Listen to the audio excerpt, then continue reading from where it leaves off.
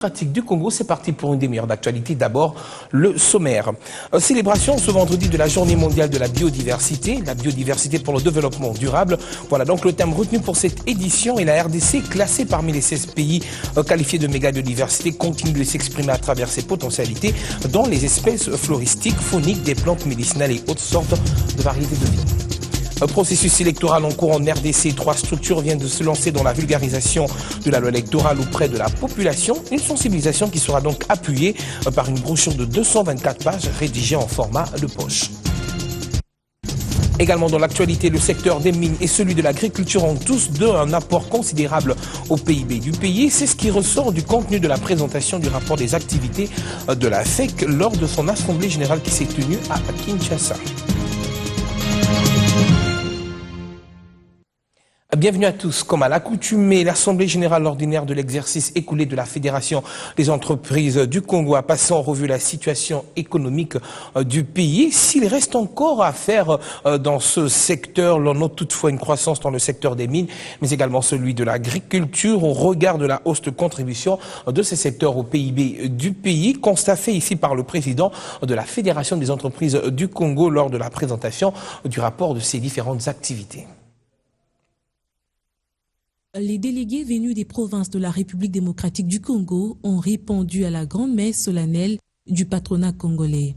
L'Assemblée générale ordinaire de la Fédération des entreprises du Congo se veut une occasion pour le président national Albert Yuma Moulimbi de faire une autopsie complète de l'économie nationale. La croissance économique s'est consolidée avec un taux de croissance du PIB qui s'est établi à 9,5% en 2014 contre 8,5% en 2013.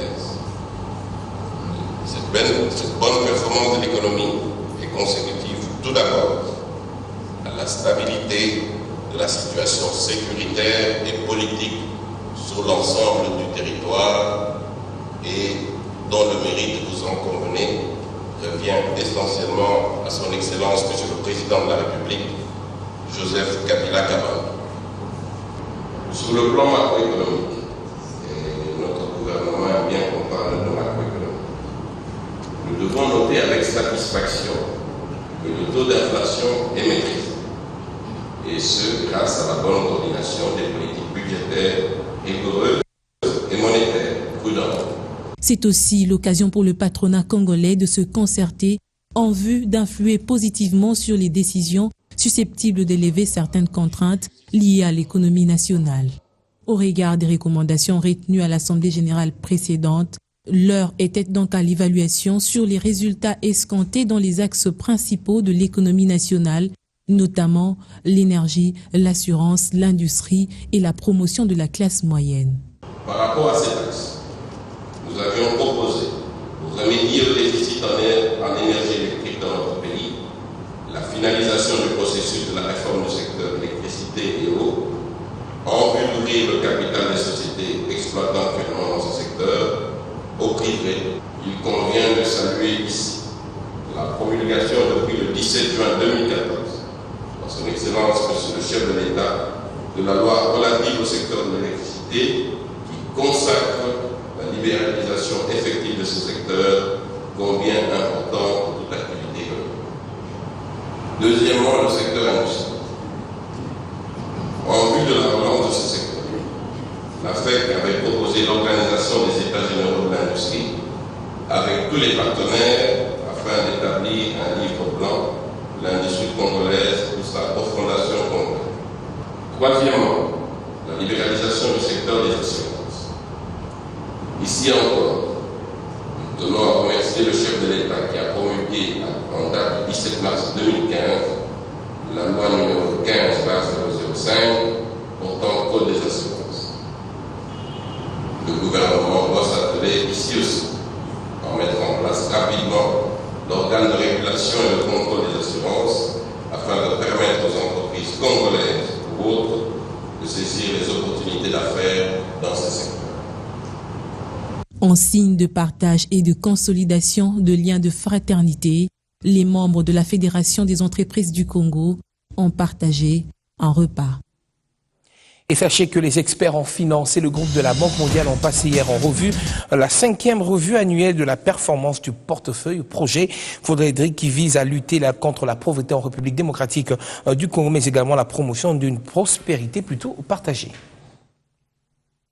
Évaluation de la revue annuelle par les experts en finance et le groupe de la Banque mondiale axée sur la performance du portefeuille de cette institution. L'objectif était d'influencer des résultats obtenus sur les vécus quotidiens de la population. La séance était sanctionnée par des recommandations. J'invite les équipes du gouvernement et de la Banque mondiale à développer un calendrier d'exécution et assurer un suivi régulier, ce qui nous permettra d'assurer un bon fonctionnement et une bonne exécution des projets afin de renforcer les résultats sur le terrain tel que ça a été défini dans le thème de cette revue annuelle. Ce projet qui a pour but de lutter contre la pauvreté en RDC nécessite la mobilisation des efforts des parties prenantes. Le gouvernement continuera à apporter son appui aux agences d'exécution chargées de mettre en œuvre des projets de développement financés par la Banque mondiale, aux agences d'exécution de tout mettre en œuvre en collaboration avec l'encadrement des équipes de la Banque mondiale et de la cellule de suivi des projets et programmes du ministère des Finances pour entreprendre certaines actions critiques répertoriées dans les recommandations et dont la réalisation permettra d'aboutir sur terrain à des résultats palpables et profitables à la population. Il faut dire que ce projet s'avère déjà positif avec son impact sur la population, bien que beaucoup reste encore à faire. Je vous le disais, la biodiversité pour le développement durable, tel est donc le thème retenu cette année à l'occasion de la Journée mondiale de la biodiversité. L'objectif est donc d'atteindre un ensemble d'objectifs de développement durable. Il faudrait savoir que la République démocratique du Congo est classée parmi les 16 pays qualifiés de méga biodiversité et continue ainsi à s'exprimer à travers ses potentialités dans les espèces floristiques, fauniques, des plantes médicinales et autres sortes de variétés de vie. Alors, on ne pourrait parler justement de cette journée sans faire allusion à certaines espèces emblématiques de la RDC comme l'okapi, le bonobo, le rhinocéros blanc. Il faudrait savoir également que la liste n'est pas exhaustive. Et toujours en environnement, le réseau interscolaire créatif a procédé à la plantation d'arbres fruitiers dans 3 écoles que sont Boboto, EP1, Yolo Nord et également le lycée Mamandia Kemba. Un geste écologique des amis de la nature qui vise ainsi à inciter dans le chef des élèves un esprit de créativité pour un lendemain meilleur dans l'environnement.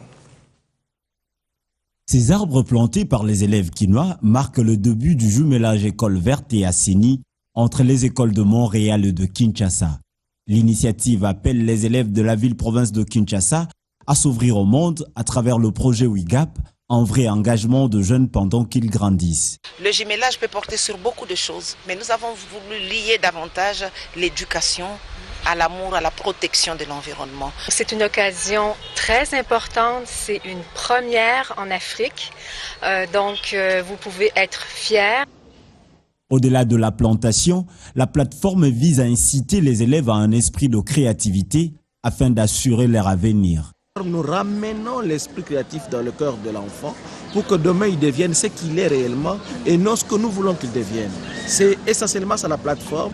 Nous avons plus mis en terre des bois noirs, ce qu'on appelle généralement bois noirs, et des flamboyants. Et c'est ce qui a été planté ici. Je pense que dans un proche avenir, 5 ans, peut-être 10 ans, vous allez voir une forte couverture végétale ici au niveau du lycée. L'Association des Amis de la Nature et des Jardins, partenaire du ministère provincial de l'Environnement, a offert de jeunes plantes aux élèves. Le collège Boboto, le lycée Mamadi Ankeba et l'école primaire 1 Yolo Nord ont servi d'école pilote du projet. Vulgarisation de la loi électorale, la CENI, la Ligue nationale pour les élections libres et transparentes, ainsi que l'AETA, Agir pour les élections transparentes et apaisées, ont lancé ce vendredi une campagne qui vise à mieux faire connaître cette loi auprès de la population quinoise. Cette campagne sera donc appuyée, je vous le disais, par une brochure de 224 pages rédigée sous format de poche. Et puis, cette embuscade tendue par des présumés rebelles à Defnalou la nuit dernière sur la nationale numéro 4 en territoire de Béni. Nous sommes là dans la province du Nord Kivu. Une tentative qui a donc fait 2 morts abattus par les assaillants et 4 autres personnes grièvement blessées. Une situation qui inquiète d'ailleurs des ONG DASH de cette contrée. Erika Smissi pour plus de détails. Aux côtés de ces 2 personnes lâchement abattues, existent des dégâts humains et matériels attribués à ces hommes armés qui ne font qu'endayer la région des Béni. Des sources sur place renseignent que plus de 170 kg d'haricots et de cartons d'eau pure ont été emportés par les assaillants qui se sont vite retranchés après les forfaits. Les véhicules embusqués quittent Béniville pour Kisangani, chef-lieu de la province orientale, avec à bord diverses marchandises. Parmi les victimes figure M. Mouindo Ngununuko, tué par diverses armes, renseigne le même source. Avant de se retrancher dans les bois, les assaillants ont mis en feu une maison pour visiblement montrer combien de fois ils sont hostiles à n'importe qui, quels que soient les rangs. Cette situation inquiète l'ONG DH, Communion des agriculteurs pour la défense des intérêts des droits de l'homme Kadido. Son coordonnateur invite encore une fois de plus les autorités ayant en charge de la sécurité dans cette partie de la province à redoubler des stratégies afin d'endiguer totalement les ennemis de la paix, car indique Elias Moukwaviri, plusieurs victimes sont déjà comptabilisées par les ONG DH. Béni, Erika Smouissi, Biwan. Et puis du sport avant de poursuivre ce journal mondial féminin 2016. Et Léopard Junior Dames affrontent demain, samedi, les Panthères du Gabon à Libreville. Un match comptant pour le retour des éliminatoires de la Coupe du Monde féminin prévu en juin 2016 en Papouasie, Nouvelle-Guinée. Les Congolaises avaient atomisé, je vous le rappelle, leur adversaire au stade Père Raphaël de la Kétule par le score fleuve de 5-0. Et nous allons parler culture, c'est dans la rubrique invité du journal.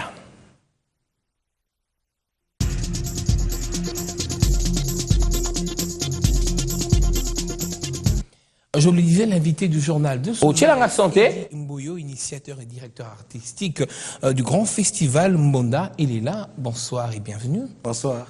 Alors, vous êtes donc, je le disais, initiateur d'un grand projet, en fait pas un projet, déjà en marche, le festival Mbonda. Il est là, vous en êtes à votre 3e édition. Quelle sera la particularité de cette 3e édition en rapport aux deux précédentes? La particularité est que cette fois-ci, le groupe qu'on a invité, ce ne sont pas les groupes qui étaient venus l'édition précédente. Et on va vivre vraiment d'autres rythmes que les gens n'ont pas l'habitude de voir. D'autres pays? D'autres pays aussi. Quels pays, par exemple, qui sont invités cette fois-ci? Cette fois-ci, on a invité la France, on a invité la Belgique, qui sera représentée par le groupe Velotronix. Il y aura aussi la participation du groupe des Burkina Faso, Zoumana Dembélé. Il y aura aussi du Sénégal, Lengalam. Espagne sera représentée par l'artiste Poyato Lorraine. Et puis Congo-Brazzaville avec le groupe Musée d'art. Ici à Kinshasa, notamment, il y a des groupes aussi qui seront aussi, oui. Donc moi-même, Eddie Mboyo, je serai là avec le groupe La Sanza, Paul Leperc de Jafrose, groupe Nsangombonda, groupe Arumbaya, Longo, plusieurs groupes qui seront là. Ouais. Alors, est-ce que donc la date c'est déjà du 29 au 31 mai? Est-ce que vous donnez brièvement le programme? Qu'est-ce que les téléspectateurs, qu'est-ce que ceux qui viendront durant ces 3 jours vont vivre? Il y aura une programmation vraiment très fantastique, puisque j'ai dit, quand on parle de la percussion, les gens pensent que seulement les tam-tams comme on le joue dans la rue, comme le ballet, mais c'est pas ça. Il y a vraiment des spectacles qui sont conçus vraiment spécialement avec des percussions. Et cette fois-ci, il n'y aura pas que des percussions tambour, mais il y aura aussi la batterie. Il y aura Abakouk qui fait du jazz, mais qui a fait son spectacle avec la percussion. Alors, justement, c'est la question que je vais vous poser. Ce que vous faites personnellement, ce que les téléspectateurs vont vivre durant ces 3 jours, ce sera essentiellement de la percussion du Mbonda moderne, ou vous allez un tout petit peu moderniser votre style? Voilà. En fait, le percussion, quand on parle de la percussion, on voit l'instrument des percussions. Mais les instruments de percussion, c'est pas seulement que le tam-tam. Tout ce qu'on percute, il y a plusieurs instruments. Il y a des langongs, chez le Babunda, ça on le trouve un peu partout, au Brésil aussi. Il y a aussi des tam-tam, ngoma, il y a du tumba, il y a des madimba. Il y a aussi la batterie moderne, comme le drum, on appelle le drum. C'est ça aussi, c'est une percussion. Et voilà. Donc, pour cette édition, il y aura vraiment une très très grande diversité, puisque il y aura plusieurs sortes des instruments de percussion qui seront vraiment présentés pendant toutes les 3 soirées. Pendant toutes les soirées qui se dérouleront d'ailleurs où? Ça sera à la place des évolués. À la place des évolués dans la commune. Loin, ouais, à la Gombe, dans la commune de Gombe. Très bien. Alors, il y a eu la première édition et la deuxième édition. Est-ce que vous avez comme eu l'impression que vous avez quand même failli à certaines choses lors des 2 premières éditions que vous allez corriger durant cette 3e édition? Oui, bien sûr. En fait, le problème, c'est que c'est au niveau des soutiens, puisque la percussion, vous savez, les gens n'ont pas l'habitude. Quand on parle de la percussion, les gens pensent que ce sont des groupes, des ballets. Oui, c'est vraiment des groupes traditionnels. Or, c'est pas ça. C'est vrai qu'il y a eu la présence de Papa Wemba l'année passée. Il a vu lui-même, par exemple, et les autorités de ce pays qui étaient là. Et vraiment, ils étaient étonnés de voir ces genres de spectacles qu'on a fait. Les jeunes aujourd'hui s'intéressent beaucoup plus à la percussion. Et je me dis qu'ils viennent parce que ce ne sont pas des spectacles de la rue, mais de percussion, des spectacles inédits qu'ils viennent et ils ne seront pas déçus.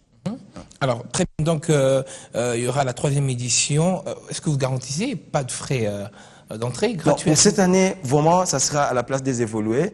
Et il n'y aura pas de frais. Il n'y aura pas de frais puisque nous avons quand même reçu l'appui de son Excellence, mais c'est le Premier ministre, et puis aussi de la ville, de notre gouverneur de la ville qui nous a aussi soutenus, ainsi que d'autres partenaires.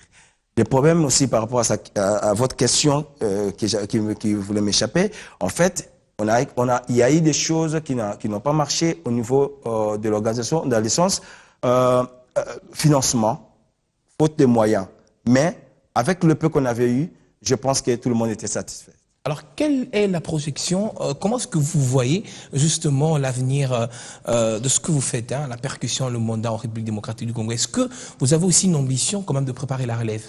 Mais bien sûr. Il y a des après Eddie Mboyo. Bien sûr. Alors, pour arriver à ces festivals, qu'est-ce qui s'est passé? J'ai commencé d'abord par les ateliers. En 2008, j'ai initié un projet, des ateliers de formation, avec les jeunes percussionnistes, musiciens. Qui ont répondu nombreux? Oui, qui ont répondu nombreux, c'est-à-dire les batteurs. J'ai pris les batteurs qui font la musique moderne. Les batteurs de Werason, JB Piana, Kofi, Olomide, Karmapa, et ceux qui font la musique moderne. Et ceux qui font la musique traditionnelle, je les ai réunis pendant 2 semaines d'ateliers d'échange. Le but était que ceux qui font la musique moderne puissent puiser ceux qui sont tous les rythmes traditionnels pour qu'ils puissent en fait en moderniser pour changer un peu par rapport à leur composition, échapper un peu la monotonie. Et après 2 éditions, des sessions, je peux dire, de formation, 2008 et 2009, je me suis dit, bon, ok, il y a aujourd'hui pas mal de groupes de percussion aujourd'hui que les jeunes ont créés et leurs spectacles qui sont vraiment pas mal. Alors, qu'est-ce qu'on peut mettre à la disposition de ces jeunes pour le valoriser? Et voilà que j'ai dit, bon, c'est un Mbondaël là qui était atelier de formation qui peut devenir aujourd'hui un grand festival pour fêter, pour le mettre en valeur. Mbondaël est là pour valoriser l'instrument traditionnel qui semble être disparu et l'instrumentiste aujourd'hui dans le groupe moderne, il est vraiment comme une personne secondaire. Voilà. Donc, le rendez-vous est donc pris du 29 au 31 mai prochain. Nous y serons là. Merci d'avoir répondu à notre invitation. C'est moi qui vous remercie. C'était l'invité du journal.